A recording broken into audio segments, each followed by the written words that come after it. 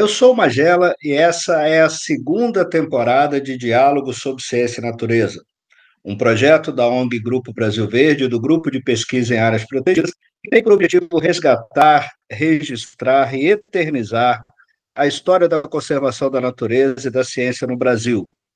Nossa convidada de hoje é assessora parlamentar da Frente Parlamentar Ambientalista na Assembleia Legislativa do Estado do Rio de Janeiro.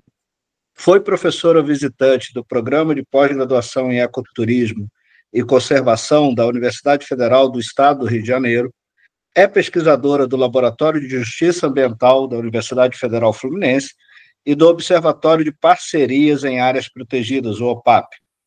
Fez pós-doutorado no Programa de Pós-Graduação em Sociologia e Direito da Universidade Federal Fluminense, onde coordenou o núcleo de pesquisa Dinâmicas Sociais em Áreas Naturais Protegidas.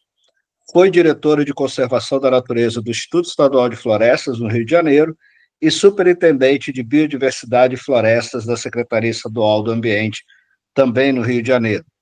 É coautora do livro Destino das Espécies, Como e Por que Estamos Perdendo a Biodiversidade. Hoje temos o prazer de conversar com a ambientalista Alba Simon, uma voz atuante na defesa de comunidades tradicionais e da natureza. Alba, seja bem-vindo ao nosso diálogo sobre ciência e natureza, é uma honra conversar com você. Muito obrigado, parabéns pela iniciativa, a honra é minha de participar dessa entrevista.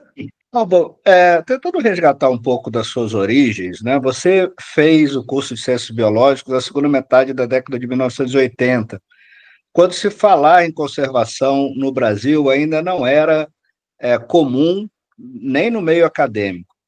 O que te chamou a atenção para atuar na área? Então, você fez uma leitura aí da minha trajetória bem acadêmica, bem, né? Aí eu fiquei com saudade da minha trajetória ambientalista, né? Que começa na década de 80, exatamente em 1983, né? Quando eu me filio ao MORE, o Movimento de Resistência Ecológica de Niterói, muito conhecido no Brasil, né? Capitaneado pelo Axel Grael, por uma turma lá de Niterói, enfim.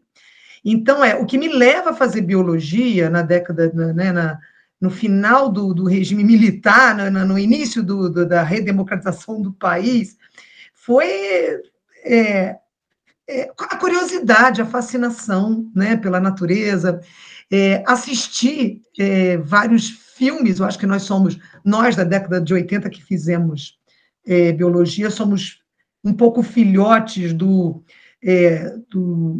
mergulhador, eu estou bem esquecida mesmo, né? Que Cousteau, você está falando?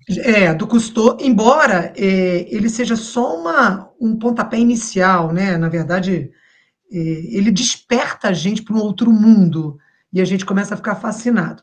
Mas acho que não é só isso que me leva a fazer biologia, é uma grande curiosidade em saber que existe um mecanismo, né? A vida tem um mecanismo que não é só o mecanismo humano. Então, eu acho que se tiver uma palavra para escolher o motivo pelo qual fui fazer, é a fascinação pela natureza e a curiosidade de entender esse outro mundo, que não é o mundo humano, né? Mas eu fui contaminada logo, no início da faculdade, né? Eu entrei em 82, em 83 eu entro no maior movimento ambientalista brasileiro. Tudo bem que ele não é tão famoso como a Agapan, no Sul, mas ele está bebendo da mesma água dessa turma, está pensando a mesma coisa, está ouvindo, né, o Brasil, ouvindo o Sul, Rio Grande do Sul falar, e a gente está tentando também se reerguer no Rio de Janeiro, em Niterói, no caso, né? Então, eu acho que quem potencializa a minha graduação em biologia é a militância ambientalista, né? Que começa em 83. E eu me formo em 82, eu começo, em 86 eu me formo, em 86 o Partido Verde, vamos dizer assim, nasce, né?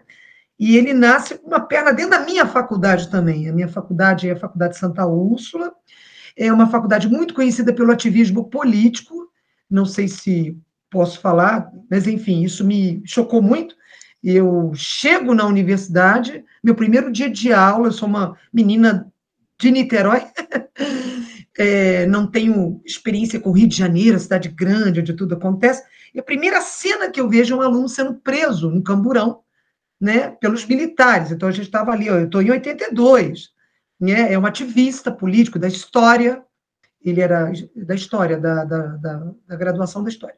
E ele é preso, e eu pergunto, por que preso? Porque ele faz movimento político, né?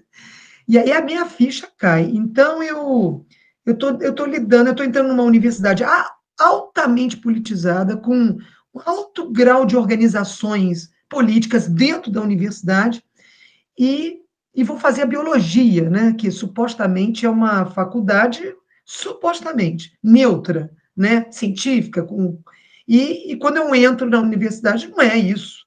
Meus colegas são ativistas, meus colegas fazem teatro, meus colegas são anarquistas. Então, assim, eu caí dentro do Rio de Janeiro, eu caí dentro da faculdade de biologia, eu caí dentro de um ativismo, já dentro da universidade. A universidade já tinha esse histórico de ativismo. A gente ia comprar um sanduíche na cantina e tinha pichação, movimentos, debate, briga. Eu falei, eu estou gostando. Eu comecei a pensar, eu estou gostando disso, né? Mas muito chocada ainda com um mundo que me foi negado, porque eu tenho 62 anos, né? Não tenho nenhuma vergonha de dizer isso, eu vivi na ditadura militar sem saber que ela existia. Eu sou mais uma daquelas várias milhões de jovens que não sabia que existia. Então, eu vou encontrar com ela no final de forma chocante, né? Dentro da universidade. E aí o mundo mudou, tudo mudou, né? Então, acho que o que me levou para a biologia foi a curiosidade de saber como funciona um outro mundo, que não é o mundo humano, vamos chamar assim, né?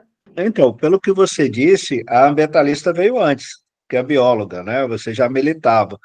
E como foi esse despertar para o movimento ambientalista? O que te gerou ou te motivou a se envolver com o movimento É. ambientalista naquele período? Eu acho que tem uma natureza minha de indignação, sou uma pessoa indignada, tinha uma visão meio crítica de tudo, né? Eu acho que. E eu comecei a perceber pela biologia, eu entro em 82, em 83 eu entro no ambientalismo, né? E eu comecei a me incomodar com uma série de intervenções, né? Sobretudo do setor privado, sobre a natureza. E eu costumo dizer, Magela, que eu entendo, eu preciso fazer uma reflexão mais profunda sobre isso. Que o que nos leva, eu sempre gosto de falar nos leva, porque eu sou resultado de um grupo, eu vou junto com um grupo ao qual eu estou junto até hoje. Né? A gente ainda está no movimento ambientalista até hoje. Mas eu costumo dizer que o que nos leva é uma indignação frente à ideia de um meio ambiente público, de uma natureza de todos.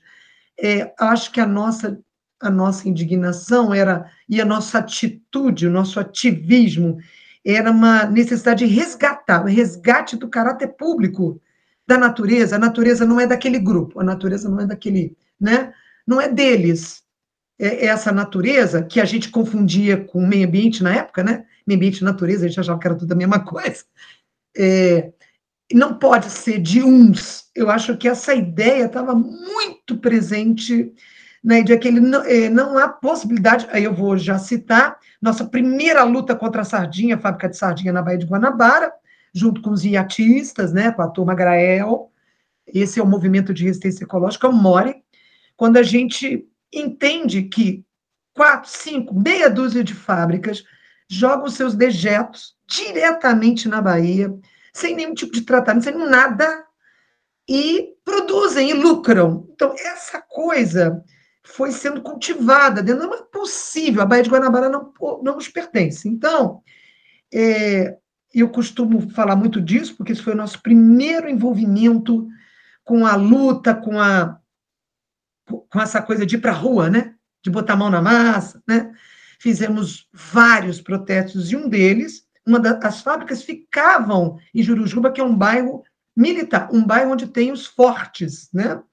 E eu me lembro muito bem que numa das manifestações a gente pegou a areia negra completamente poluída com gases, porque era jogado diretamente na praia, né?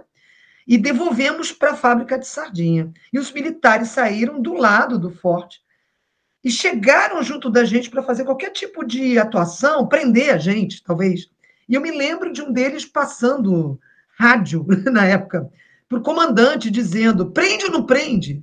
E o comandante dizia, mas o que eles fazem? Eles estão aqui dizendo que tem negócio de poluição, mas eles usam vermelho, não, eu não estou vendo nada aqui, então não prende. Né? Eles tinham até dúvida se prendiam ou não a gente, porque estavam diante de uma coisa nova que era. Eles estão brigando, mas quem é o inimigo? Ele perguntava.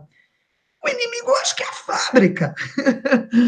E eles estão aqui dizendo que a Baía de Guanabara não pode ser poluída. Ou seja, essa cena foi muito engraçada e interessante para mostrar os militares confusos, não levaram a gente, mas ameaçaram bastante a gente, mandaram a gente sair de lá.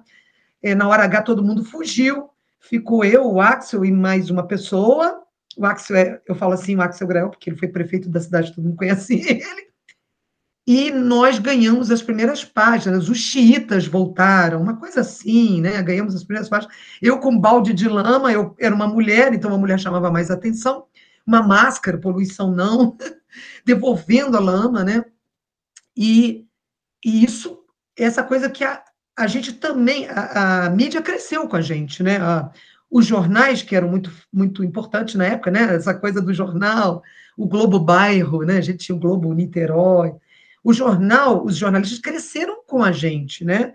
Eles foram se alfabetizando junto com a gente ambientalmente. Então a gente não saía da imprensa, né? A gente não saía. Então era muito fácil ganhar uma capa, né? A primeira capa do jornal. Era muito fácil nessa época, né? Que era inédito, uma mulher com um negócio, com uma máscara. E assim a gente consagrou uma atuação na cidade e uma mentalidade de brigar por tudo que fosse né, natureza, meio ambiente, que fosse de todos, né? E aí o grupo ganhou força e tal. E aí tem muitos capítulos dessa história, né? Quando a gente é sediado pelo Partido Verde, aí a gente. Mas, enfim, vamos por partes, porque eu acho que a gente faz parte de um grupo, eu aqui de Niterói, meu grupo, que experimentou tudo. Veio do ativismo, foi para o poder público, foi para o legislativo, parlamento. No meu caso, fui para a universidade, fui para a ONG. Eu acho que eu tive uma trajetória assim, eu circulei, né? Por vários olhares, não é à toa que eu fui mestrado, doutorado, querendo um pouco pensar tudo isso, né? E como é que eu penso hoje, bem diferente. Não perdi a luta, não perdi a vontade de lutar, continuo indignada, continuo resistente, mas o meu olhar hoje, o componente social, ele também está muito forte, né? Se eu pudesse me autodenominar de carteirinha, como eu brincava que eu era ambientalista de carteirinha, hoje eu sou socioambientalista de carteirinha, né? Se for possível se autodenominar ainda, eu me considero uma socioambientalista de carteirinha, por várias coisas que aconteceram. Então, eu acho que é a trajetória, né, de todos nós, né, que estamos hoje na faixa dos 60. Né? Eu queria aproveitar essa história. Eu tenho conversado com várias pessoas importantes, foram importantes nessa trajetória, e sempre falo sobre esse processo de redemocratização, essa coincidência ou não da expansão do movimento ambientalista nesse momento de redemocratização do Brasil. Você acha que durante a ditadura a pauta ambiental ela era mais tolerada e isso facilitou o fortalecimento do movimento ambientalista nesse momento? Ou era uma questão de ignorância mesmo do assunto? E aí eu começo a entrar a alba socioambiental. Eu acho que era um tipo de ambientalismo que a gente gosta de falar, conservacionista, e inclusive a gente já nem gosta mais de falar, né? É um tipo de ambientalismo que dialogava bem com os militares. Os militares adoram controle territorial, adoram criar parque, adoram colocar ordem numa suposta desordem. Então, assim, caiu com uma luva esse ambientalismo de conservação de fauna, de baleia, de criação de parques, né? Caiu como uma luva, porque não há nada que destoe de um discurso militar.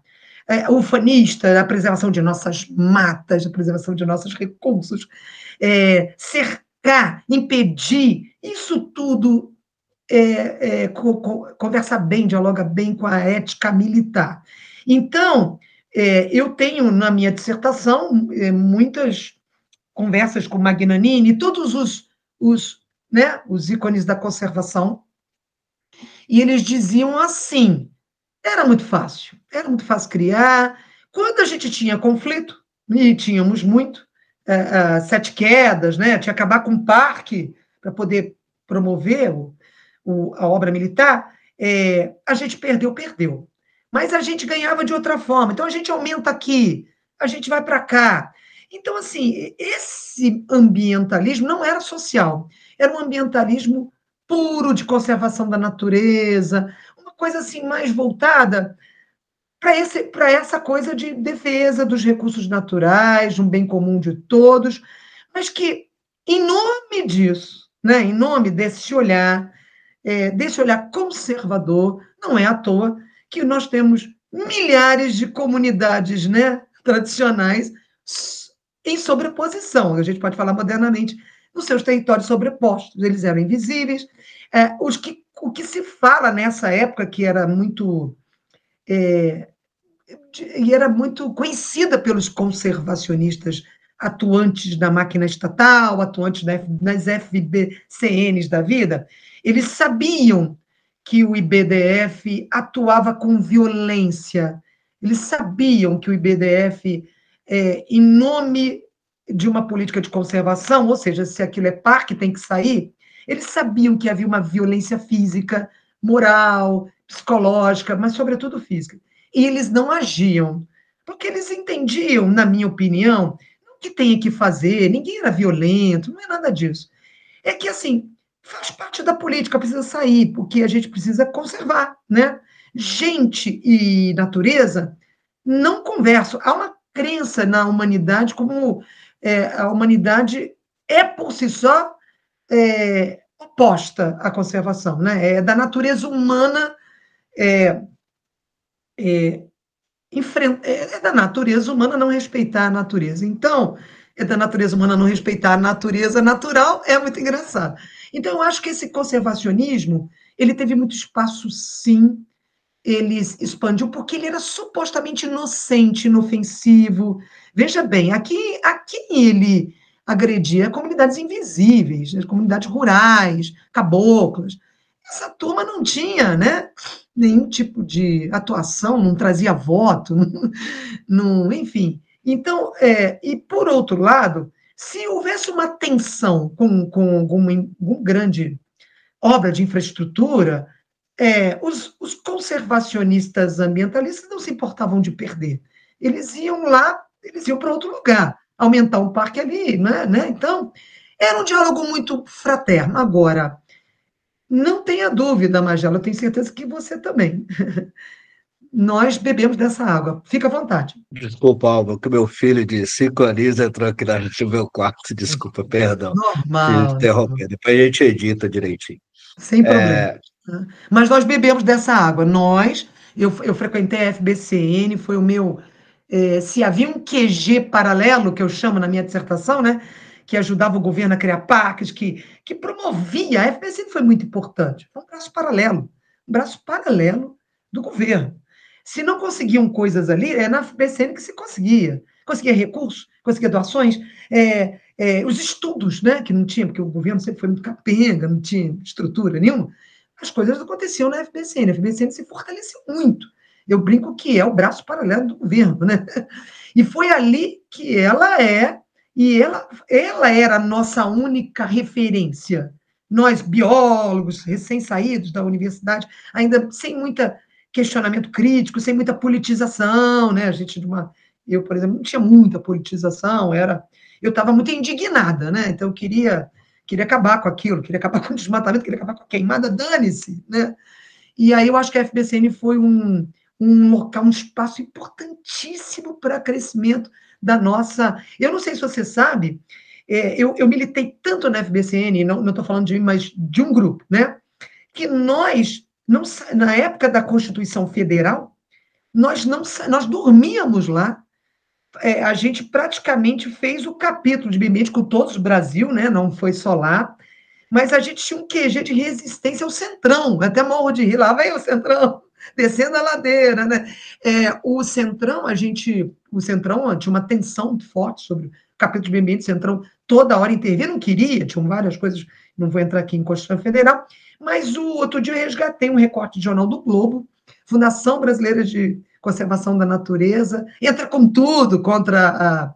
E era a gente nem dormia, a gente passava a noite lá na época da votação da Constituição, no dia D, né? Nos dias D, né?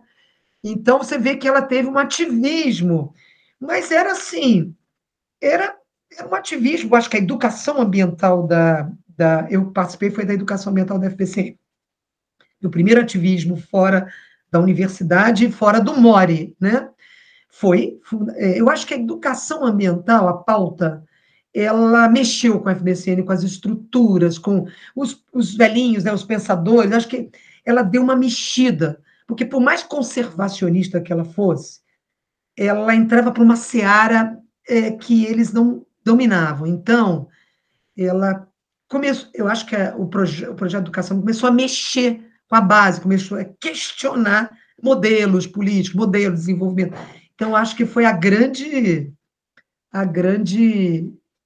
foi muito importante para a FBCN a introdução da temática da educação ambiental. E, Alba, em que momento você percebeu que a conservação precisava dialogar com as questões sociais?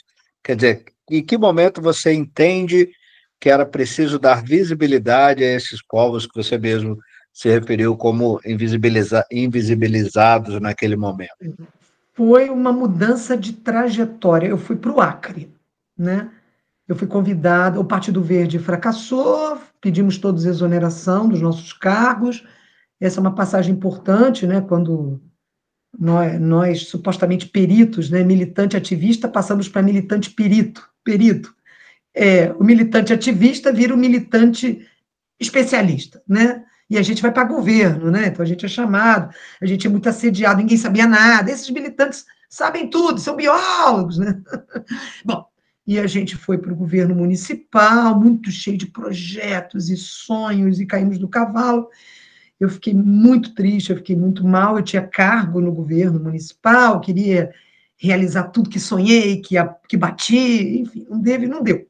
Não deu porque não é assim, não é ir para o governo que se realiza, né? Você tem toda uma conjuntura, né? Você tem outros partidos fazendo pressão. Bom, e nesse momento que eu estava em Niterói saindo, o Partido Verde estava bombando no Acre. E alguns ambientalistas cariocas tinham ido trabalhar lá, e eu estava um pouco fascinada pelo Chico Mendes. Eu conheci o Chico Mendes no Rio de Janeiro, num debate daqueles que ele vinha, né, com Cabeira, Sirquis, o Mink. E eu fiquei impressionada com a calma, com a capacidade de falar de sustentabilidade, que é uma coisa que eu não acreditava. Eu não acreditava em desenvolvimento sustentável, nunca acreditei até então, né? E ele falava dessa capacidade, ele falava como a gente, como ambientalista. Então, foi o Acre. Então, eu fui convidada, fui para o governo do Acre, porque é assim que se vai, não tinha ONG estruturada na época, mas chegando no Acre, eu caí na militância ambientalista, né? Porque quem me convidou também era ambientalista, era de uma ONG e era governo. E chegando lá, a gente caiu na... E a gente fez muito ativismo dentro do governo do Estado, né?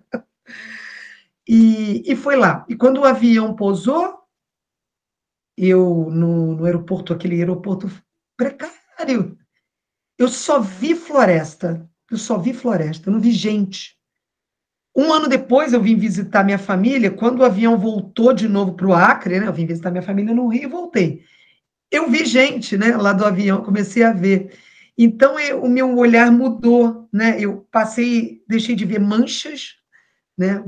Manchas para ver sociedades que atuam, trabalham, desenvolvem, são intrínsecas à floresta. Então, o Acre mudou totalmente a minha forma de ver o mundo, e foi por isso, e quem arrematou essa visão foi a minha especialização na UF, né? Eu fiz planejamento ambiental com uma galera da esquerda, depois engatei no mestrado e no doutorado, mas eu acho que o que eu vivi, eu consegui ler através da universidade. Então, foi o Acre. Você vê as dificuldades, você vê que não é desmatamento zero nada, às vezes é preciso retirar alguma coisa, e que isso que fazem não é crime ambiental, e sim uso e apropriação de um território, que a categoria parque não pode ser imposta num território onde se desenvolve junto com a floresta, né? Onde os povoados se desenvolvem com a floresta, não contra a floresta, né? E que eu comecei a pensar que a gente tinha que fazer conservação com as pessoas, não contra as pessoas. Até então, eu saí do Rio de Janeiro querendo fazer conservação contra as pessoas. Então, acho que o Acre me ensinou muito. E me ensinou porque eu fui para o governo. Eu fui para o governo do Estado, né? Eu fui para trabalhar no Instituto de Meio Ambiente do IMAC, Instituto de Meio Ambiente do Acre. E na Secretaria Estadual do Ambiente, que era todo mundo muito. E ali eu tinha que gerir política pública, eu tinha que lidar com todos os tipos, né? Viajar muito, ir para Seringal, ver que as estradas não funcionam, ver mães doando seus filhos com fome. As mães doavam filhos na estrada para o caminhão entrega, né? Eu fiquei presa debaixo de uma ponte, tive que voltar 40 quilômetros andando na mata, voltei só. Peguei leishmaniose, eu fui no julgamento do Chico Mendes, eu vi tantas coisas, né, como, enfim, eu vivi tantas coisas, eu não voltei mais a mesma, não voltei mais a mesma, foi ali.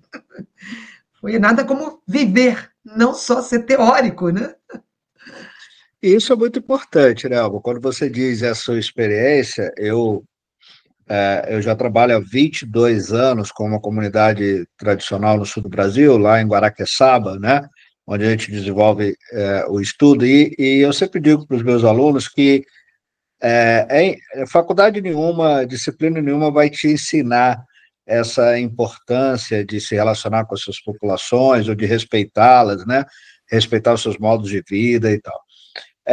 Você acha que a gente avançou nesse aspecto do ponto de vista acadêmico ou ainda esse diálogo com as comunidades, com a sociedade está muito distante do ideal? Eu acho que avançou não por conta dos ambientalistas, mas em si por conta da organização social dos movimentos.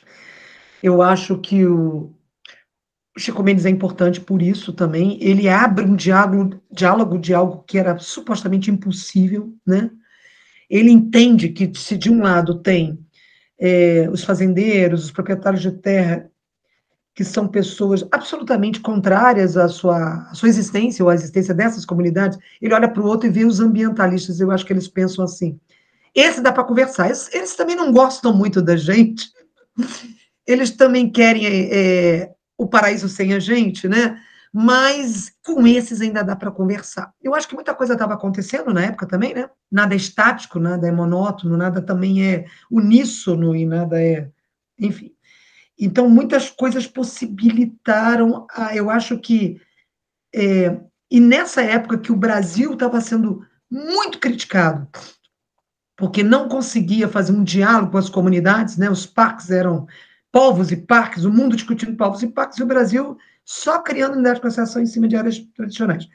Eu acho que os ambientalistas também viram uma possibilidade de diálogo, porque é o seguinte: usar a floresta não vai dar, mas conservar, trazer ecoturismo, fazer o que esse cara, Chico Mendes, faz, que é, né, um manejo, isso a gente sabe conversar, com isso a gente entende, com isso dá para caminhar. Manejo a gente conversa, destruição não vem, não. Então, nós também olhamos para um lado e vimos os Chicos Mendes, e do outro nós vimos as grandes empresas, né, as mega empresas que destruíram a Amazônia, né? E a gente também pensou, é com eles que a gente tem que ficar, é melhor ficar com eles. Porque eles estão lá, eles fazem embates, empates, eles são de lá. Então, assim, eu estou fazendo uma coisa muito mais simples do que aconteceu, mas em termos de avançou sim, avançou porque eles se organizaram, o movimento negro organizou os quilombos no Brasil, os, é, os, o movimento os movimentos sociais, socioambientalistas ajudaram a organizar os seringueiros, o Conselho Nacional de Seringueiros. Eu acho que foi muito mais da parte deles, com a abertura, com a lei da ação civil pública. Assim, teve tanta muita coisa essa década, né, que proporcionou a própria Constituição, que visibilizou indígenas e quilombolas, né? Então, acho que muita coisa possibilitou que eles criassem uma visibilidade, mas não foram os ambientalistas que deram essa visibilidade a eles. A academia entrou com tudo, sobretudo no momento em que as ciências sociais estavam paradas, sem fazer nada, não conseguia um diálogo com os naturalistas, com os ambientalistas, não conseguia fazer a leitura, né? Estava lá naquela ainda antropólogos e cientistas sociais ainda fazendo leitura só social, sem entender as relações, né? Que eu até às vezes eu acho que se houvesse essa formação, gostaria de estar formada não em biologia, mas sim em alguém que consegue ver a relação sociedade-natureza, né? Que isso é muito mais legal do que ser só biólogo ou só cientista social. Eu acho que também houve uma sacudida nos antropólogos, nos cientistas sociais, começaram a chegar mais junto e dar um pouco de suporte a essa leitura, abrigar também. Então, aconteceu muita coisa. Então, a academia foi na frente, mas ela só tinha um discurso, ela não tinha a prática, né? Isso encheu o saco também, uma hora. E os movimentos sociais organizados, eu acho que aquela grande passeata dos povos da floresta, aquele emblemático, né? Você vê a foto, você vê indígena, você vê a turma da USP, você vê o pessoal do Instituto ISA, aquela foto que mostra aquela passeata dos povos da floresta, a favor das lutas do Chico Mendes e a favor de um outro modelo, né? É muito emblemático. Então, acho que eu vivi a efervescência, né? Eu vivi a efervescência do movimento ambientalista e a efervescência do movimento socioambientalista. Eu vejo ainda no nosso grupo, que você participa também, no Aliança para a Ciência, né?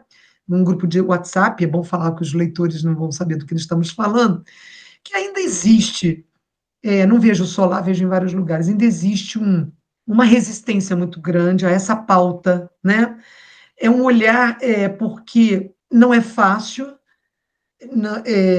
são sociedades, não são, né? Ninguém pode responder por todo mundo.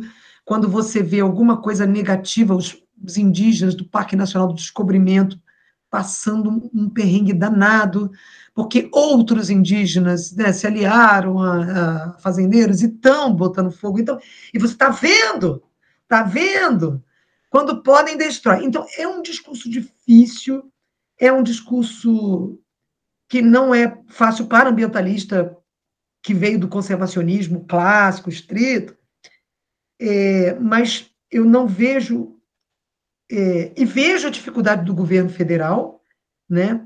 Não sei se você sabe, um analista ambiental fez o mestrado em Roraima e tal, e ele analisou as correntes ideológicas dentro do ICMBio, né? Ele construiu as correntes ideológicas, porque né? E analisou isso na Amazônia. Então, ele identificou 6, 7 correntes ideológicas dentro do ICMBio. Socioparquista, sociosustentabilista, etnopipa, enfim, 7 correntes ideológicas. Então, não é fácil para o governo federal também lidar com essa pauta, porque internamente eles têm lutas, e uma pessoa do movimento negro me disse que se no ICMBio tem 7 correntes ideológicas, na Secretaria Nacional que cada hora troca, né? Que lida com as comunidades, né? De comunidades tradicionais, tem mais de 47 correntes ideológicas, que as secretarias são verdadeiros embates, né? Brigas. Então, assim, a luta migrou para dentro do governo, governos como o de Lula, que é um governo popular, um governo de esquerda, que absorve o movimento, que coloca o movimento ambientalista, o movimento indígena para dentro do governo, e a luta lá dentro, né? A luta migra para lá dentro. Então, o que eu acho que não é uma pauta fácil, não é uma pauta fácil, porque existe um olhar, uma concepção de natureza, eu acho que a academia nos ajuda a pensar, né, sobre isso, muito distante da concepção de natureza desse nosso país, assim, o que a gente deveria ter desenvolvido, né? A gente tem uma base de exploração da floresta muito forte, a colonização nos trouxe isso, e a nossa escola, a nossa universidade, nós aprendemos a ter um olhar e uma concepção de natureza, e ao qual as sociedades não fazem parte dela, né? Não, o componente humano não é parte da natureza. Isso nos ajuda muito a não entender, né?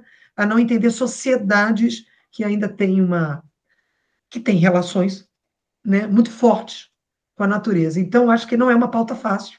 É uma pauta em luta, é sempre uma pauta de luta, e sempre em construção, mas avançou, na minha opinião. Leis, decretos, políticas, e avançou porque não só o movimento fora se organizou, como ele migrou para dentro do governo. Então, eu gosto muito de estudar o ambientalismo institucional. É quando você faz a militância dentro do Estado. Eu vi isso, né?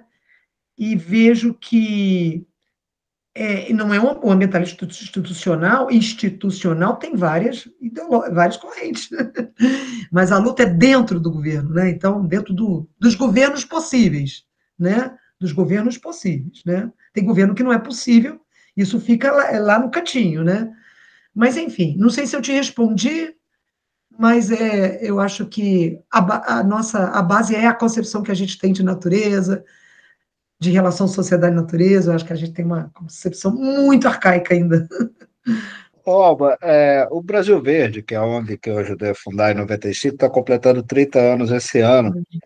E às vezes a gente se pergunta assim, poxa, ao longo desses 30 anos, e considerando a trajetória de vocês, tal, um pouco mais, onde nós erramos ao dialogar com a sociedade? Quer dizer, por que a sociedade não compreendeu o que nós dizíamos há décadas e chegamos onde estamos?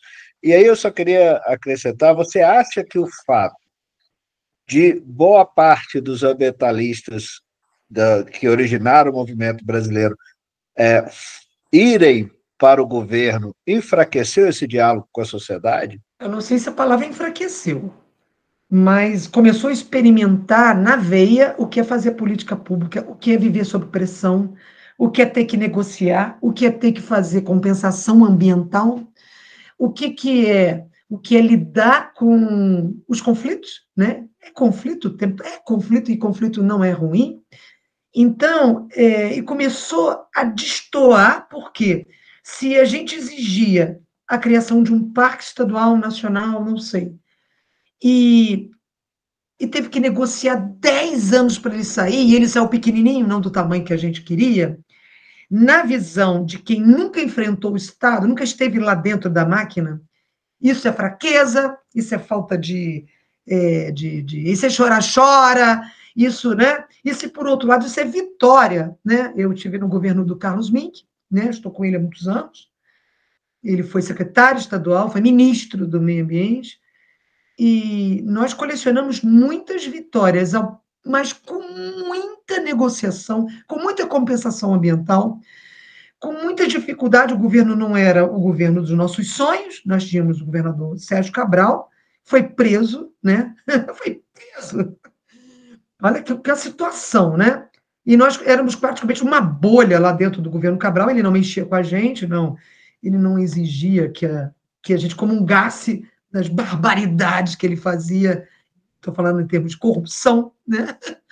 Então, mas a gente conseguiu muita coisa e fomos muito criticados, porque cria-se um parque menor, mas exige-se que a empresa, Porto do Açu, crie uma RPPN. Então, as negociações são muito delicadas, e aí eu acho que não houve um distanciamento, não houve um amadurecimento político-institucional, né? Político, ok, dos movimentos sociais, dos ambientalistas. Não estou falando de todos, pelo amor de Deus, né? Então, eles não conseguem entender as dificuldades. E em vez de celebrar e agradecer e fortalecer a luta, né? Criticam, né? Então, assim, nada está bom, né? Nada está bom. E quando você vai ver, e a gente também bebe dessa água, a gente fica meio assim, pô, não fizemos nada, né? Outro dia escutei de uma pessoa mais velha que fez biologia e está no movimento ambientalista por causa do nosso grupo em Niterói. E eu achava que a gente tinha sido um fracasso. E depois a gente começou a ver que toda a legislação municipal, a lei orgânica, o plano diretor, tudo foi a gente, né? A gente brigou por cada lei, por cada. A gente fez aquela cidade, aquela, né, a minha, pensar ambientalmente através das nossas lutas. Então, não é bem assim. Há ganhos, há amadurecimentos de outras formas, mas a satisfação nunca tem, nunca será. Então, assim, se houve um distanciamento, houve porque houve essa incompreensão de que agora vocês são governo, não fizeram nada. Né? Bate, bate, bate, bate, agora entraram lá e fizeram nada. O nada que a gente fez é tanto, mas não na linha de quem está fora, de quem não vê o dia a dia, né? De quem. Eu até brinco, Magela, porque quando eu entrei para ser diretora de unidade de conservação do IEF, né? Era tanto conflito, que assim, isso invade a sua vida social, né? Eu até emagreci 7 quilos, eu falei, a parte que eu mais gostei. Eu não tinha vida social, não dorme, ninguém dorme, né? Você só trabalha. Quem entra no governo e é sério, né? Não só trabalha. A gente trabalha muito, né? E trabalha para escutar do seu parceiro, colega ambientalista, não aconteceu nada, não fizeram nada, né? E a gente olha para dentro, vê, a sede agora tem mesa, a sede do parque tem mesa para sentar, tem papel higiênico, os vidros estão limpos. Quando eu fui diretora de parques, me mostraram uma sede. Ó, Parque Estadual da Pedra Branca que vocês vão administrar agora, olha que beleza. Eu olhei no primeiro momento, achei, né? Um ano depois, eu falei, quem vai limpar aquele vidro? Tem papel higiênico para esses banheiros todos? Eu não suporto mais parque grande, uma sede gigantesca. Quem vai cuidar? Então a gente muda o olhar, né? Mas quem está lá fora não vê, não vê. E é natural que não vê, não está no dia a dia, né? Então acho que o que falhou foi quem está dentro explicar como que é dentro e pedir ajuda para quem está de fora, né? Caminhar junto. Tem muita gente que caminhou junto, muita gente. Essa discussão antiga e que talvez tenha perdido força, mas como você lembrou bem, ainda existe, de proteção integral e aliar a conservação às populações tradicionais, é, reconhecer o papel dessas populações tradicionais é uma questão de justiça ambiental? Acho que é uma questão de justiça ambiental dentro do conceito que a gente trabalha de justiça ambiental, né? É, é justo, né? É absolutamente justo que eles não saiam dos seus territórios, que eles, enfim, que eles consigam se manter fazendo o que sempre fizeram. O que não é compreendido é que eles não vão ficar congelados na bolha, né? Um amigo nosso quilombola diz: vocês querem chegar aqui e ver a gente dançando com roupinhas numa comunidade quilombola dentro de um parque. Não vou falar nomes, não é necessário. Vocês querem chegar e ver a gente primitivo, né? Dançando dancinhas e tal, e dizer: esse quilombola eu defendo, né? Mas o quilombola que vai à universidade, que entra na cota, isso já não é mais quilombola. Então a gente tem um olhar muito julgador, muito duro, né? Em termos de exigir comportamentos das comunidades que estão é, que vivem em seus territórios protegidos, em áreas protegidas. Então a gente cobra um comportamento porque a gente entende quase que ele está ali de favor, assim. E eu acho que tem que mudar essa ideia, assim. Manejar, plantar, ter banana. Eu me lembro, banana é um indicador para ambientalista. Às vezes você fazer um manejo de um bananal, que rende uma fabriquinha de banana passa, talvez, ou não. Isso não é significativamente, não é uma imagem de crime ambiental, né? Então, assim, existem elementos que denunciam as comunidades tradicionais na sua forma de viver. E uma delas é isso, né? Assim, eles plantam banana, então acho que não é fácil essa relação, mas requer viver. Você vê que as pessoas, quando começam a conviver com comunidades, mudam totalmente, né? viram assim até radicais demais, é tudo que o pessoal chama de etnopeople lá no ICMBio, né? Ficam completamente pró também, né? Qualquer coisa enfim. Enfim, não sei se eu te respondo, mas eu acho que eu queria só acrescentar que a coisa é tão forte, tão forte. A gente acha que passou, né? Não passou. A Procuradoria Especializada do CMBio, digamos assim, não é publicou, mas ratificou um parecer. A gente chama de um parecer 175, que é uma releitura do SNUC, uma releitura de todas as leis que incidem sobre o direito das comunidades tradicionais viverem em seus territórios. Essa releitura foi transformada num parecer jurídico da Procuradoria Especializada do ICMBio, né? E esse parecer foi internalizado. Então, a partir de agora, a leitura que o ICMBio tem das comunidades tradicionais inseridas em proteção integral é que elas têm o direito à permanência, e não à permanência temporária. Porque a permanência temporária assina um termo de compromisso, inclusive eu faço pesquisa sobre isso hoje, né? Eu analiso 7 casos de conflitos entre parques, proteção integral e comunidades tradicionais. E o parecer 175 caiu como uma bomba dentro do ICMBio. Ele é de 2021, nós estamos em 2025, foi de ontem, né? É assim que o procurador lançou o parecer e dentro da sua forma do ICMBio trabalhar, está mudando uma instrução normativa, criando uma instrução normativa OIT, enfim.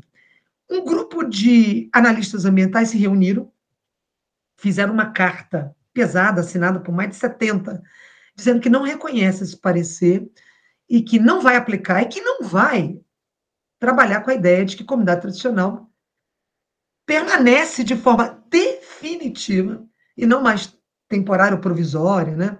Como diz o SNUC, como diz o... Então, houve um levante, isso tem pouco tempo, né? De ambientalistas mais conservacionistas que não entende essa relação, não entende. Então, isso está dentro do Estado, está na sociedade, está em todos os lugares, todos os lugares. Ele não morreu, essa pauta não morreu, ela tá morna, ela está assim, né? Mas qualquer tipo de conflito, ela volta. A gente viu agora da reserva biológica, né? Com os indígenas do Rio Grande do Sul, não foi? Ah, você viu que a coisa voltou, os jornais já deram primeira capa, os jornais que se interessam por essa pauta. E a coisa voltou com muita violência. E a discussão não conseguem fazer uma política de reforma agrária, não conseguem fazer uma política indígena, aí tem que ficar dentro do parque.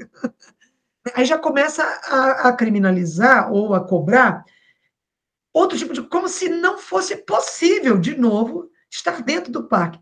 Se está dentro do parque é por algum problema, é falta de política habitacional, é falta de política de reforma agrária, é falta de sei lá o quê. Né? Então, não, essa coisa está assim, ela vai e volta, ela vai e volta. Ela não foi resolvida, na minha opinião, não foi resolvida. E quanto mais a gente vê cenas de desmatamento, queimada, que a televisão fornece de forma muito, muito bem feita para as comunidades urbanas industriais. Fui dar uma palestra para jornalistas que estão se formando, jornalistas da PUC-Rio. Eles conhecem a Amazônia pela imprensa. Eles conhecem a Amazônia, o que eles acham que é uma Amazônia, né? A Amazônia tem alguns elementos, aí forma a Amazônia. E a cena que eles dizem, que eles veem muito, que eles conhecem a Amazônia também, da cena é a cena da queimada, do garimpo. É isso que acontece na Amazônia, só isso que acontece na Amazônia. Não acontece mais nada.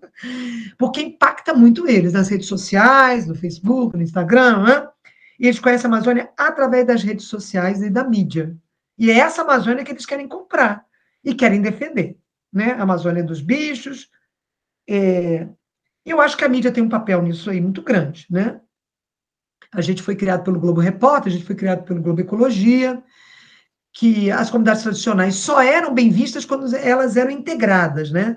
Aí tem toda uma forma. Os indígenas vivem. Aí tem toda uma leitura, né? Uma forma de apresentá-los, só quando elas estão integradas. Então, eu acho que a mídia tem uma culpa muito grande sobre isso. Porque também se formou assim, né? Também viu, né? enfim. Bom, mas existem algumas pautas modernas que tornam a conservação ainda mais desafiadora. Eu conversei também com o Gilberto Natalini, que foi secretário do Ambiente da cidade de São Paulo durante algum tempo, né? Tem uma tradição também dentro do próprio Partido Verde, enfim. E o Natalini tocava no assunto das milícias como um impedimento à expansão, por exemplo, de áreas protegidas, de desmatamento e tal. Eu imagino que no Rio de Janeiro seja um problema similar, né? Como lidar com esse Seríssimo, desafio? seríssimo, seríssimo. É uma outra natureza, né? Eu acho que esse mais um desafio para quem só sabe lidar com políticas ambientais é a segurança pública, né? É de uma outra caixinha, é de uma outra lógica, de uma outra forma de trabalhar e tal. Não, eu não, sinceramente, é chamando a Secretaria de Segurança Pública para estar junto, porque e eu entendo que não segurança pública tem um conceito muito maior do que a gente imagina, né? Que requer fiscalização, mas também outras, segurança alimentar, então uma segurança pública, né? Então não é essa segurança pública truculenta, que não sei o que, não sei o quê. Mas eu não vejo como agir diante de tamanha dificuldade. Eu acho que é muito. Os parques estão sendo invadidos por milícias, muito mais milícias do que o tráfico, né? Que é um conjunto, um grupamento que não se sabe como que dialoga, não se sabe como que dialoga com esse grupo, né? Como que se a gente for partir para o diálogo, né? Como que dialoga? Quais são as pautas em comum? Nenhuma, zero, não tem pauta em comum nenhuma.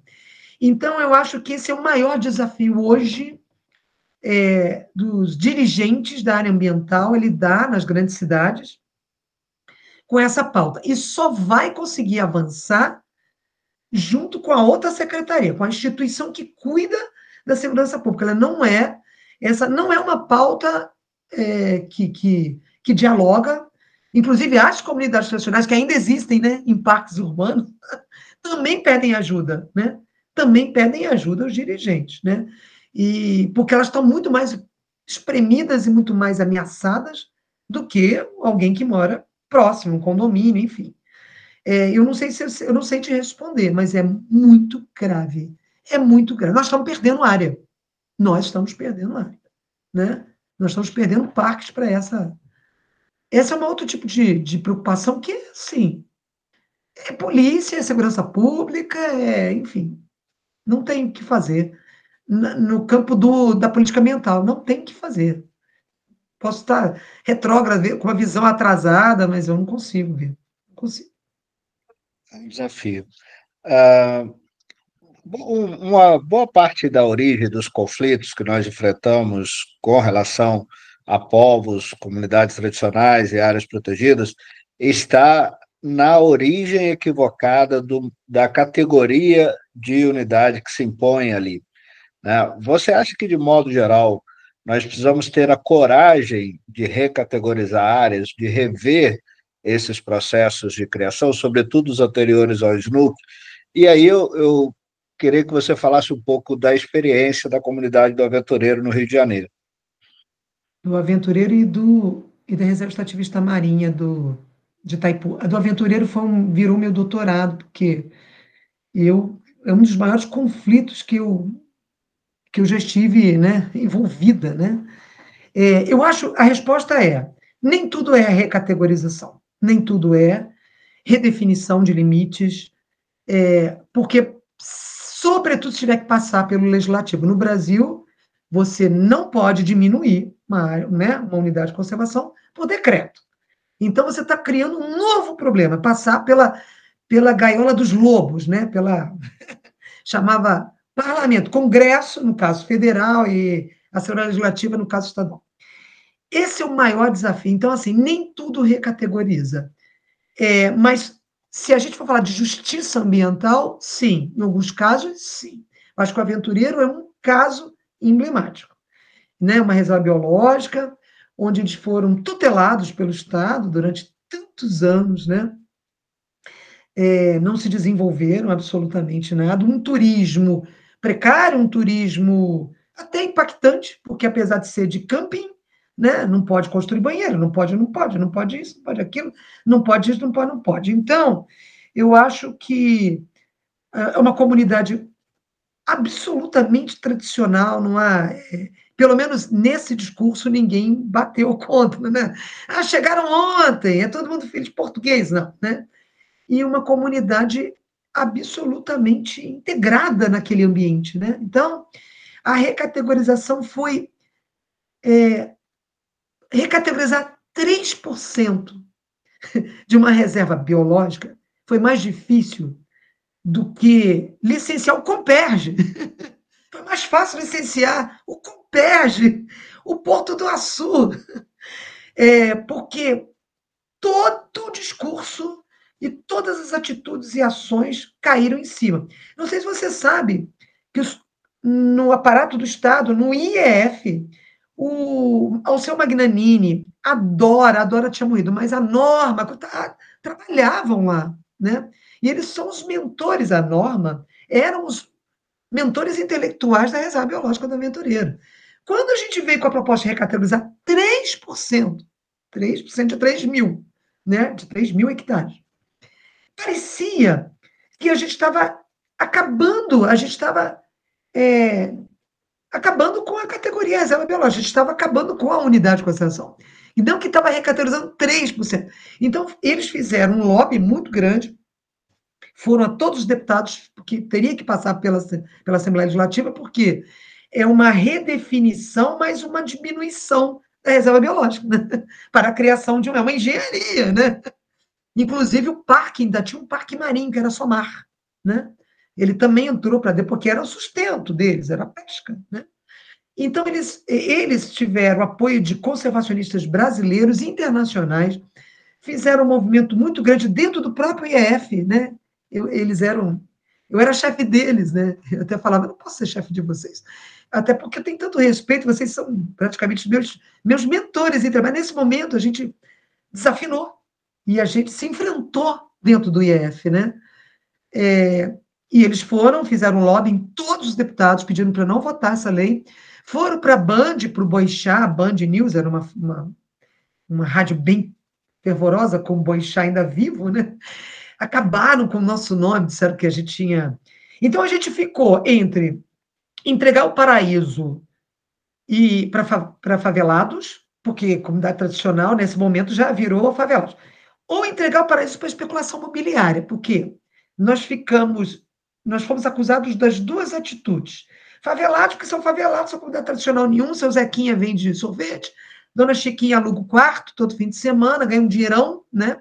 E, por outro lado, entregar para a especulação imobiliária, porque eles diziam, 24 horas depois, esses que vocês dizem que é a população tradicional vai vender para os franceses, vai vender, porque vai vender, vale muito.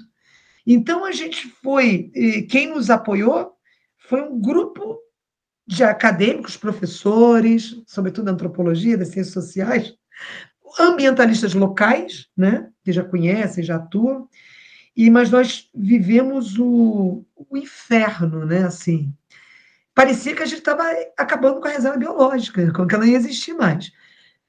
E aí você vem com a pergunta: os conflitos ambientais são potencializados pelo Estado. O Estado não consegue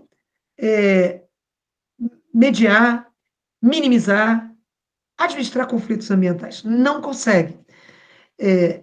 Ele tem um papel de potencializar os conflitos. Parabéns, né? Como se não bastasse, né?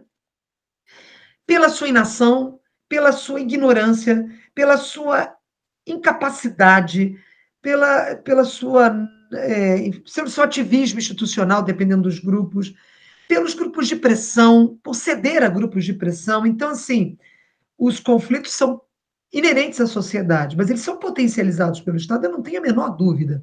O aventureiro foi criado na hora H, na hora que votou a lei que cria a reserva de desenvolvimento sustentável, os deputados da esquerda, não vou falar o nome, se juntaram com a direita e colocaram no artigo 4 que não pode ter novas construções. Foi uma bomba atômica, porque tudo foi pactuado, um trabalho delicado cercado com oficinas, com diálogos, com construções conjuntas com secretarias de patrimônio, secretaria, superintendência disso, superintendência de segurança, prefeitura, tudo muito bem feito, para que a gente pudesse dar uma dignidade a essa reserva de desenvolvimento sustentável, ela fizesse valer os objetivos de conservação.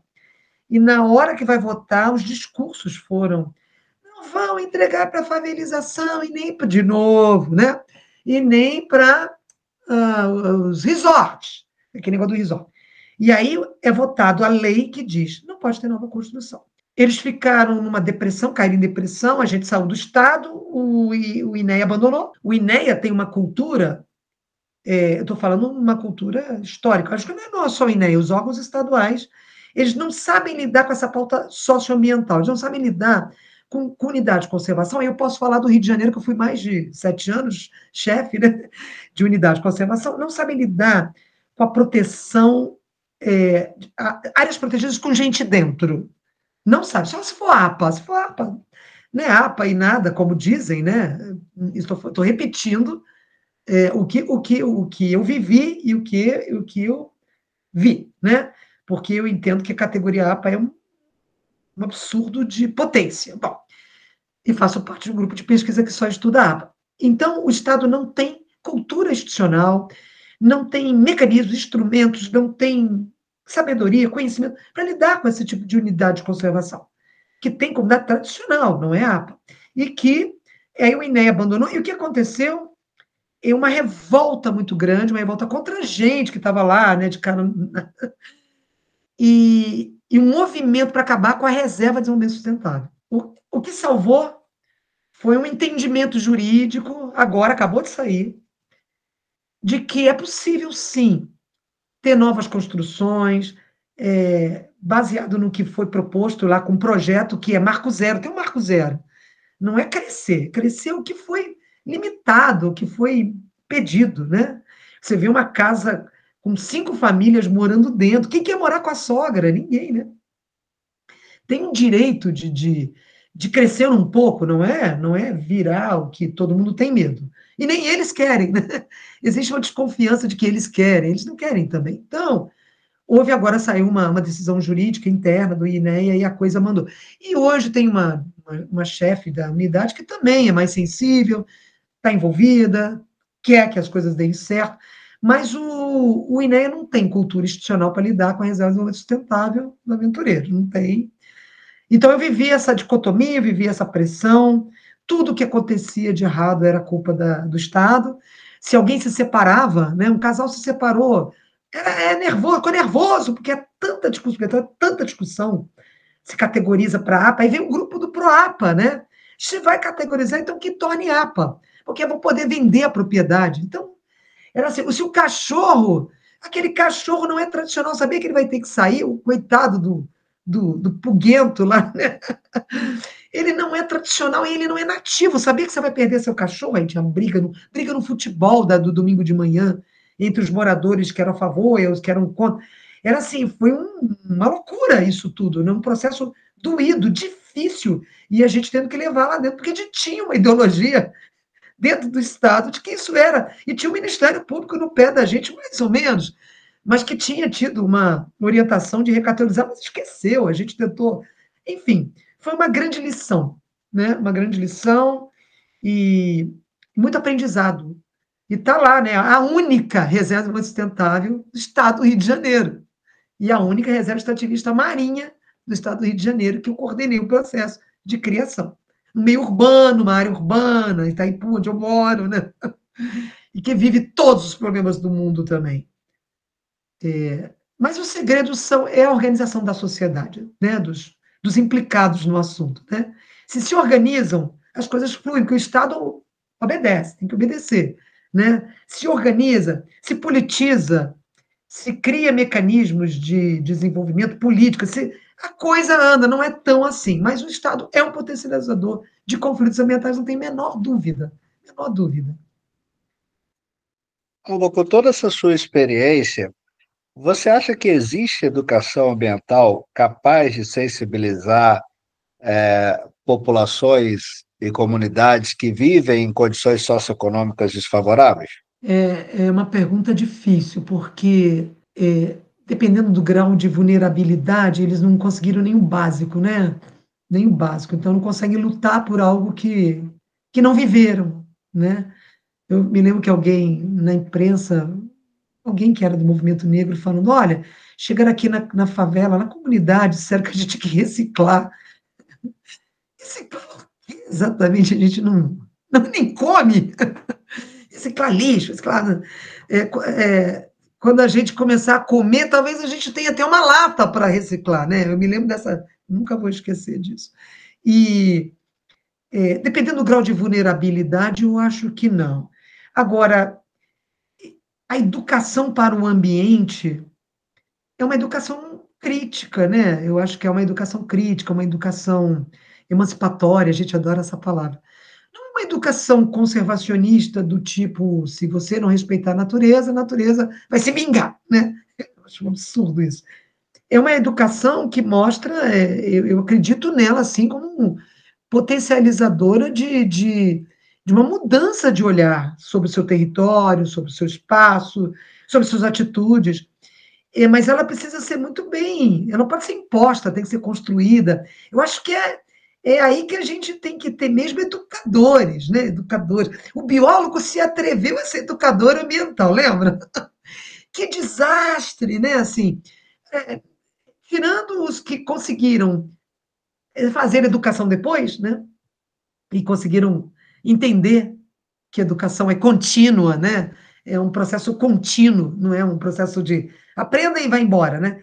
E esses foram bem-sucedidos, mas o biólogo fazendo educação ambiental sem entender de educação é um desastre. E o Brasil, a educação ambiental começou pelos biólogos e foi comandada por biólogos, inclusive, boa parte da legislação ambiental foi feita por biólogo, foi feita por advogado, não.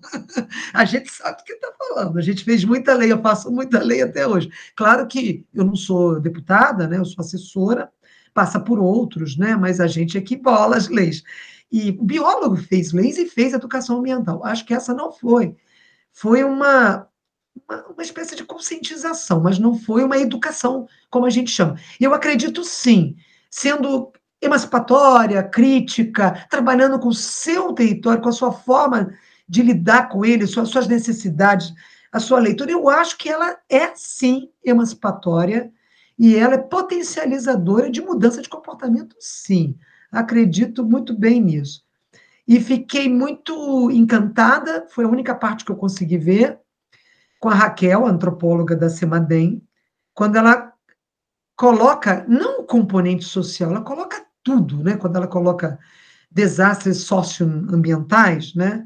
Ela não está botando um componente humano ou social, ela está trazendo toda uma leitura de território, uma leitura de crise climática, de modelo de desenvolvimento, de quem, né, quem é afetado e quem afeta, e é por isso que eu tenho a minha meu ponto de análise é a ecologia política. Eu sou da turma da ecologia política, né?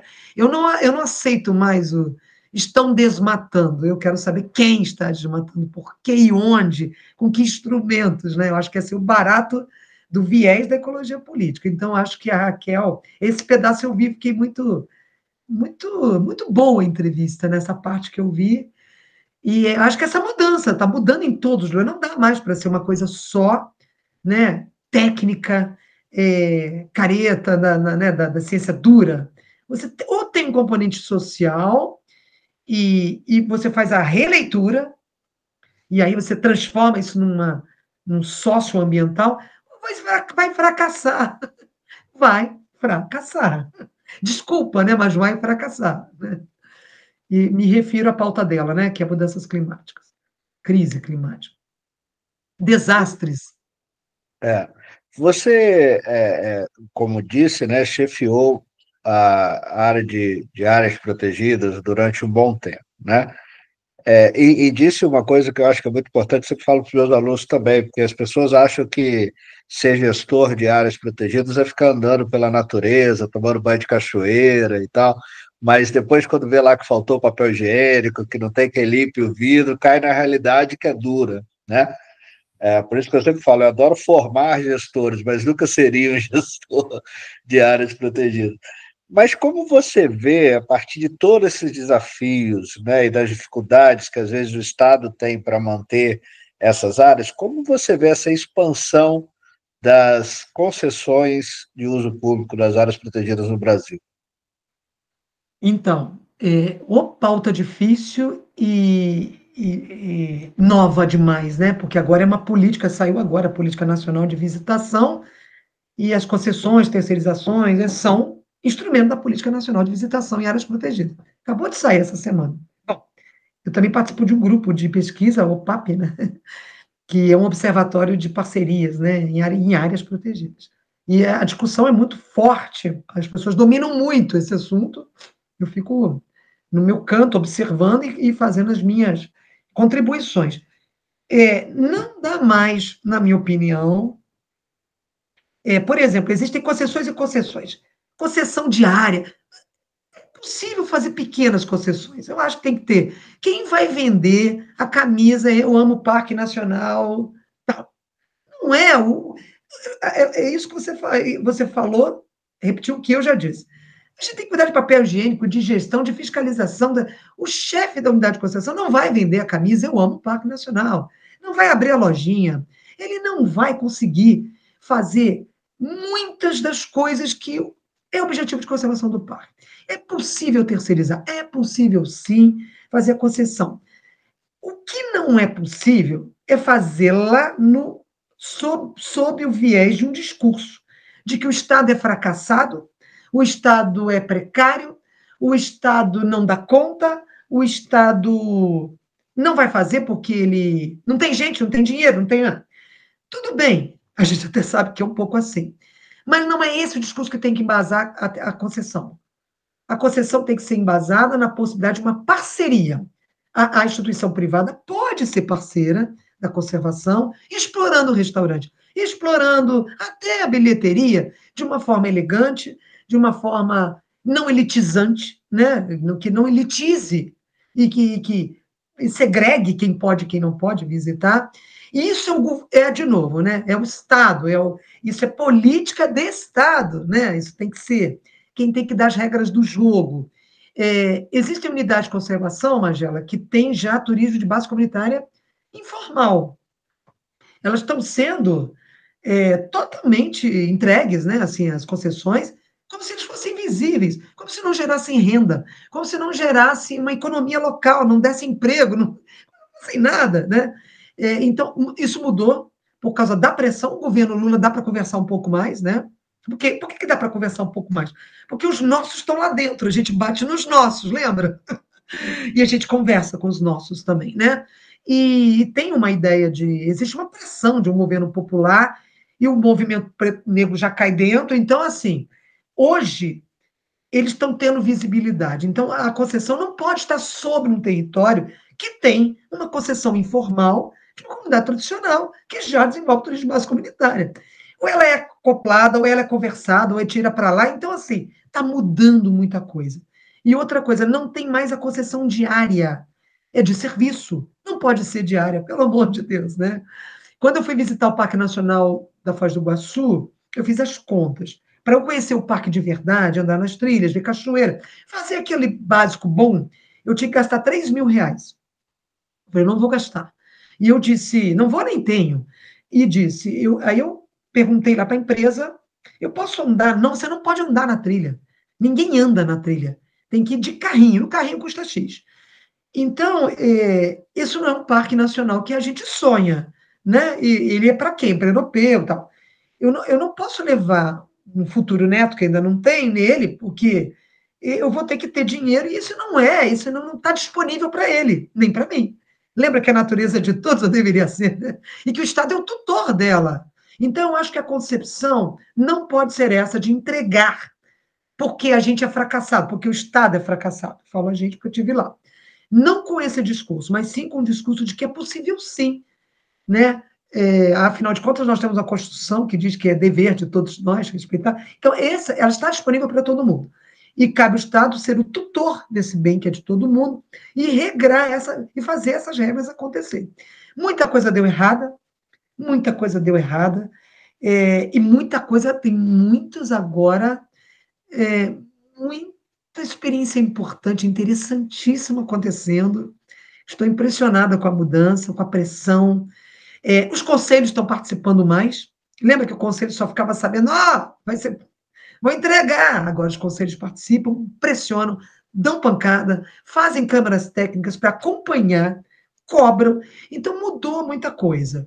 Mas se eu tiver que dar uma opinião, concessão sim, mas com a inclusão social, por favor. E com a inclusão, e não elitização, não. Concessão não pode ser elitização. Sou favorável a serviços, a pequenos serviços.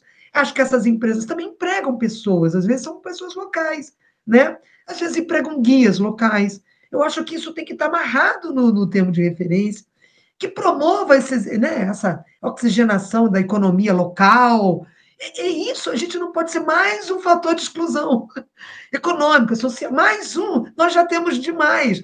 E, como é que é? Pegue a senha e entre na fila. Se você quer fazer exclusão social, pegue a senha e entre na fila, né? Então, acho que é um olhar que eu tenho sobre isso. E um olhar positivo, porque eu acho que tem mudado bastante coisa, muita coisa tem mudado.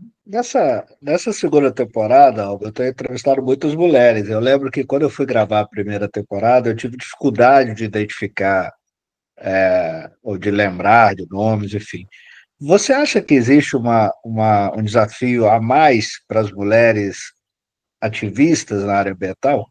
Com certeza, em todos os aspectos. Se não há uma. É, eu acho que há limitações. Eu acho que o olhar das mulheres também é um pouco diferente pela paternidade, pela forma como vê aquela quando as primeiras experiências de reciclagem de lixo começaram a acontecer e deram errado, a minha cidade foi a primeira, né? Niterói foi a primeira experiência de reciclagem, de coleta seletiva e reciclagem. Descobriram que quem faz a coleta são as mulheres, são as empregadas domésticas, as donas de casa. Descobriram que tinha que ter uma política para as mulheres. Quem separa o lixo são as mulheres, donas de casa, e as empregadas domésticas, na época, porque era um bairro, foi o pioneiro, que tinha muitas empregadas domésticas. Então, fizeram uma política para esse tipo de pessoa. Então, acho que as mulheres estão em muitos lugares, estão muito próximas. Bom, eu acho que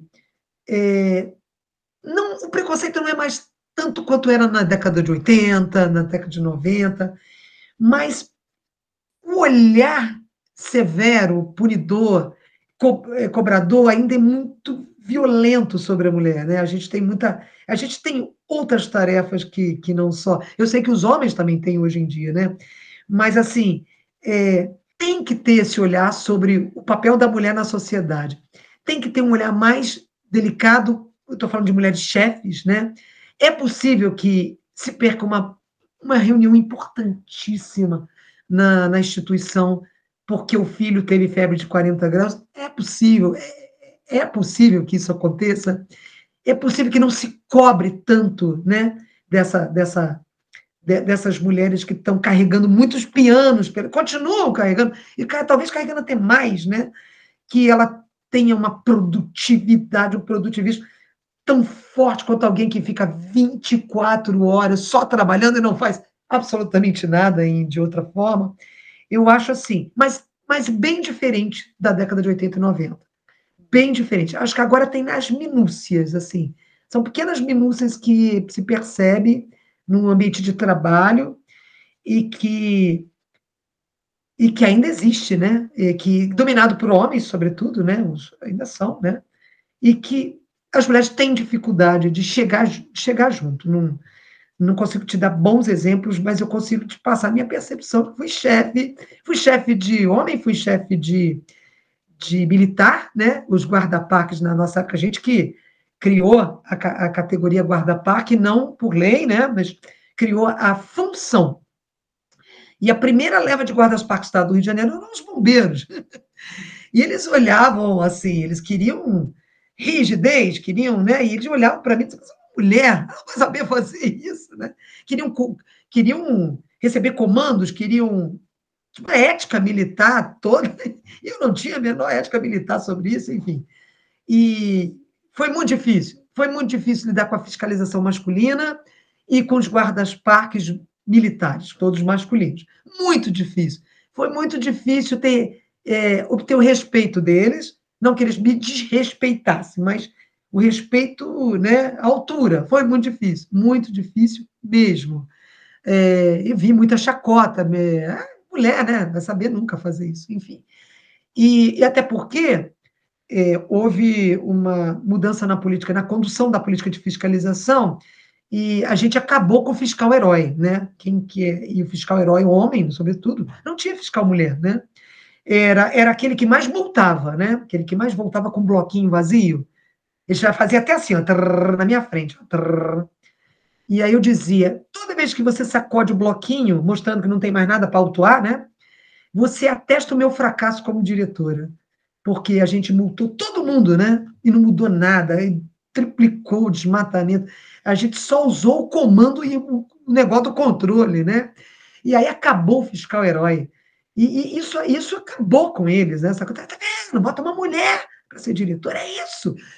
E, e aí eles diziam, tá, sabia que agora favelado tem direito? Sabia agora que aqueles criminosos caiçaras lá, tudo podendo, agora está tudo podendo. Já uma leitura reativa, sobretudo por eu ser mulher. Eu não era capaz de estar naquele cargo. Eu não seria capaz de ser chefe da fiscalização. Imagina, tem que tirar ela. É melhor ter que botar um homem. Isso eu escutei demais, demais, demais. Enfim. E aí foi mexer na ferida deles, que cada bloco vazio é uma dezena de atitudes corruptas, né? Cobraram 500 vezes mais. Enfim, eu acabei com a corrupção, quase morri lá, quase morri. Mas eu acho que não é mais. Não sofre tanto mais, mas ainda há minúcias dentro do órgão, e sobretudo com chefes mais machistas, que se tem, ainda se tem, né? E que não tem menor ligação com a pauta, não tem respeito. Acho que é essa a palavra. Mas eu não sei se as outras mulheres falaram alguma coisa, isso eu não tenho. Na verdade, não fiz essa pergunta, me arrependi de não ter feito. Isso É é a primeira importante. vez que eu fiz essa pergunta. Mas você me fez lembrar de uma grande amiga que é guarda-parque na Argentina, onde existe a profissão, e ela sempre me falou que uma das lutas mais importantes e tradicionais dela era conseguir um uniforme que se adaptasse ao corpo feminino. Ou seja, tamanha distorção do negócio. Né? Não Muito conseguia, bom. porque reconhecia-se a figura da guarda-parque, da mulher, mas ela tinha que usar aquele uniforme masculinizado, né? Tradicional. Então, uma briga que chama atenção para isso. Né? Os guarda-parques aqui, cariocas, do estado do Rio de Janeiro, pelo menos, né? Ainda tem aquela rotina, aquela 24, trabalha 24, descansa aquela, né? Aquela. Eu fico imaginando, né? Uma mulher, o que ela move para estar 24, 72 horas, eu não sei como é que. Fora de uma mulher 72, uma mulher 2 dias fora de casa, ou 24 horas já é o suficiente, ela move toda uma rede de apoios, né? Porque, obviamente, eu estou falando das mães e das que cuidam também de suas mães, enfim, não é fácil tirar uma mulher de casa 24 horas. E isso tem que acabar, na minha opinião. Ele ainda tem uma lógica militar.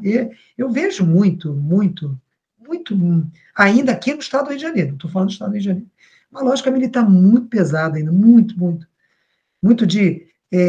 Eu escuto os meus amigos falando assim, como é que vai andar acima do peso, assim, como se fosse só fosse um super-herói, uma atividade de herói, né? Assim, né?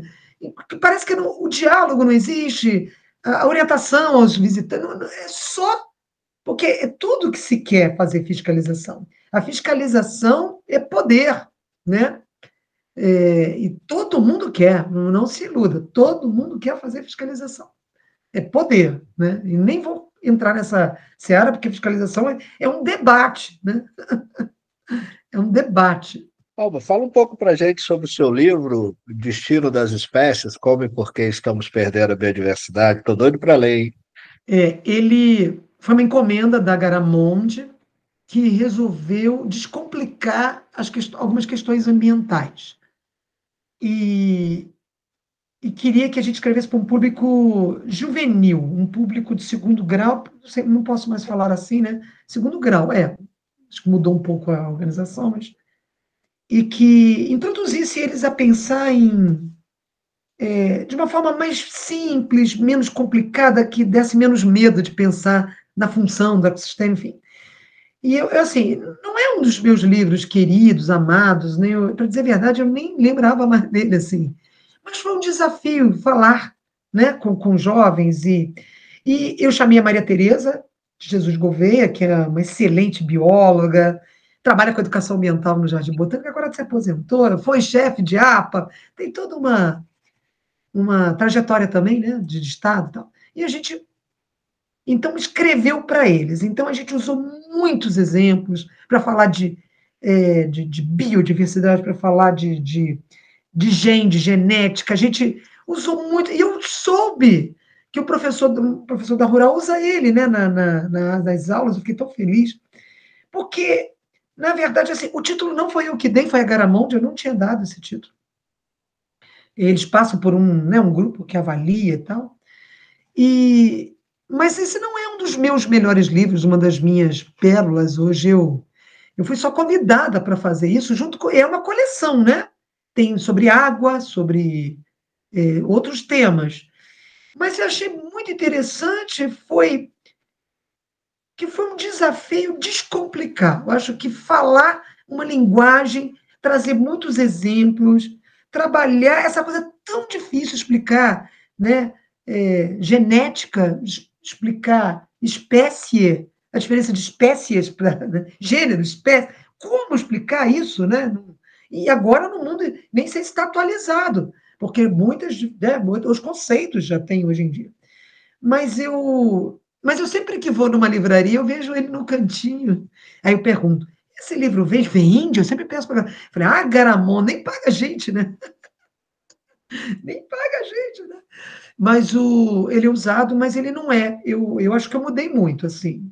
Eu acho que hoje eu sou mais feliz e, sim, me retrata, me dá mais satisfação fazer artigos que eu faço, né? Quando eu consigo, sobre coisas que eu faço, publico em algum lugar, eu acho que eu tenho mais. É uma leitura mais da ecologia política, eu acho que eu estou mais nesse viés, assim, né? Se desse tempo, eu faria talvez antropologia como faculdade, talvez, né? Eu acho que não dá mais tempo, não, tem muita coisa que fazer, não. Mas não é o meu livro querido, não é. Mas ele ajudou bastante. Ajuda, né? Mas esse é um desafio que a gente tem enquanto pesquisador e tal, saber dialogar com a sociedade, sobretudo com a juventude, né? Porque eu brinco às vezes com os meus alunos que eles aparecem com aqueles gráficos maravilhosos que ninguém entende nada, mas é bonito de ver, né? Mas Aham. não dialoga e não chega à sociedade. Então, esse é o grande desafio. Então, talvez o seu livro tenha cumprido esse importante papel, que é dialogar com a sociedade. Alba, se você fosse dar uma sugestão ou deixar uma mensagem para quem deseja iniciar no movimento ambientalista, o que você diria? Bom, minha sugestão, como é um ativismo, né, um ativismo das questões ambientais, né, não só da natureza, eu diria para as pessoas frequentarem os conselhos municipais de meio ambiente da sua cidade, começar indo na Câmara de Vereadores num dia que tivesse votação de uma lei supostamente ambiental, frequentasse alguns espaços institucionalizados já, né? É bom dizer que esses espaços foram criados na luta, né? Sobretudo conselhos de unidade de conservação, comissões, conselhos de meio ambiente da cidade. Eu diria que para dar uma passada, uma frequentada, uma ida, para poder se situar com os temas da sua cidade, com os temas que são levados para lá, a complexidade que é levada, porque se você se você não passa por essa experiência, a tendência a ter uma visão reducionista da natureza, enfim, do que é uma questão ambiental, né, é, é muito grande. E eu acho que você não vai ficar.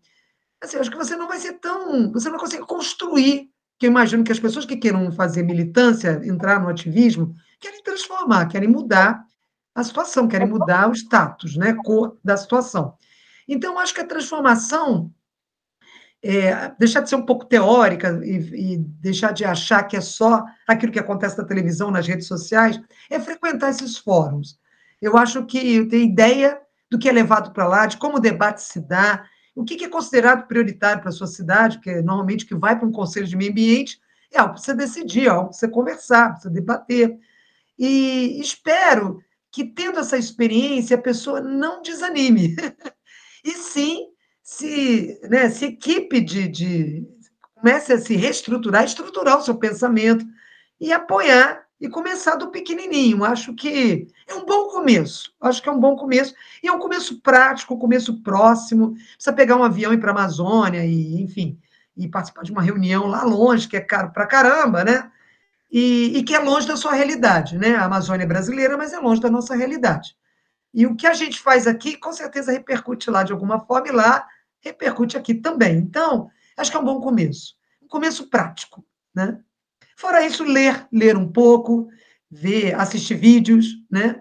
Assistir debates, frequentar debates acadêmicos, debates não acadêmicos, participar, colocando presencialmente, né? Participar, não só teoricamente, é isso que eu queria dizer. Quero te agradecer muito a sua atenção, a sua gentileza, a doação do seu tempo aí, que eu sei que é corrido, né? Para a gente poder registrar a sua história também. Espero que tenha sido prazeroso para você, quanto foi para mim, ouvir essas histórias, relembrar muitas outras, e tenho certeza que tivemos mais um grande diálogo sobre ciência e natureza. Eu que agradeço, eu adorei, eu acho que relembrar é reafirmar, né, valores, enfim. E parabenizo você novamente pela iniciativa, eu acho fantástico e acho que vai ficar faltando alguém te entrevistar, isso seria muito bom também. Você tem muito o que dizer, muito o que contar também. Muito obrigado, viu, Magela? Muito obrigado. Eu adorei. Estou à disposição. Obrigado, Alba. Esse foi mais um diálogo sobre ciência e natureza. Nos siga aí nas redes sociais, acompanhe nosso canal. Na próxima semana, voltamos com mais um convidado ou convidada. Um abraço.